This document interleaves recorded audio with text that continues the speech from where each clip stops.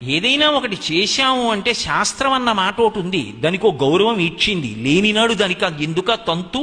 నేనే కదా మీతో తల కొట్టుకున్నాను. సంతోషంగా ఉండాలి, కన్యాదానం చేసిన వాడు సంతోషంగా ఉండాలి, కోడలు వచ్చిన వాడు సంతోషంగా ఉండాలి. నవదంపతులంటే అసలు ఆ శాస్త్రానికి ఒక మర్యాద ఏడిస్తే కదూ, చేసే క్రతువుకు ఒక గౌరవం ఉంటే కదూ అందరూ సంతోషంగా ఉండడం.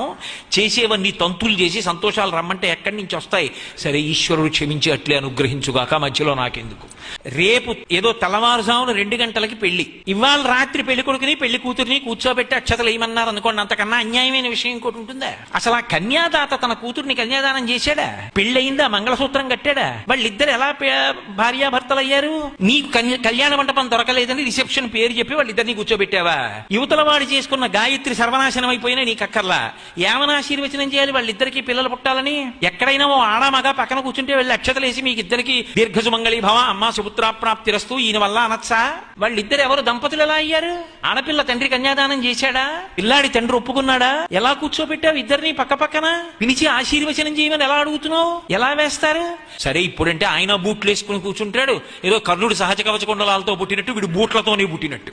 ఆ రోజున మాత్రం ప్రత్యేకం కోట్ వేసుకుంటాడు. కోట్ వేసుకుని బూట్లు వేసుకుని వాడు కూర్చుంటాడు. వాడు ఎలా వాడికి అక్షతలు వేయడం? అసలు బూట్లు వేసుకున్న వాడికి అక్షతలు ఏమిటి? ఆ బూట్లు విప్పకుండానే పెదలకి నమస్కారం చేస్తాడు, అదో చమత్కారం. వాడు బూట్లు విప్పితే నామోషి, అందుకని విప్పడం. ఆ బూట్లతో నమస్కారాలు. ఇవి బూడిద ఆశీర్వచన విహ. ఎందుకు ఆ పెళ్లికి వెళ్ళడం? కాదు, కనీసం అలా కుదరదండి. ఈ రోజుల్లో ఉన్న కళ్యాణ మంటపాలు వాటి రేట్లు కూడా దృష్టిలో పెట్టుకోండి. అలా నోరేసుకు పడిపోవడం కాదు కోటేశ్వరారు అంటారా? మధ్యలో జలకుంభం పెట్టాలి. పెళ్లి కొడుకుని పెళ్లి కూతుర్ని కూర్చోబెట్టి మధ్యలో నీళ్ల బిందె పెట్టాలి. నీళ్ల బిందె పెడితే వాళ్ళిద్దరూ వేరువేరుగానే ఉన్నట్టు లెక్క. అక్కడ అక్షతలేసి ఇక్కడ అక్షతలేసి, అమ్మ నీకు మంచి కొడుకు పుట్టాలి, ఆయనకి మంచి కొడుకు పుట్టాలి, ఇద్దరూ కలిశాక అదే అవుతుంది తప్ప కనీసం ఆశీర్వచనం చేసేవాడికి దోషం రాదు. అప్పుడు కూడా బిందె పెట్టి బూట్లు వేసుకుంటే కాదు, బూట్లు ఇప్పితే. మీరు ఎప్పుడైనా మధ్యలో ఉంటే ఇద్దరు కలిసి కూర్చున్నా సరే వాళ్ళిద్దరూ వేరువేరుగా ఉన్నట్టే లెక్క.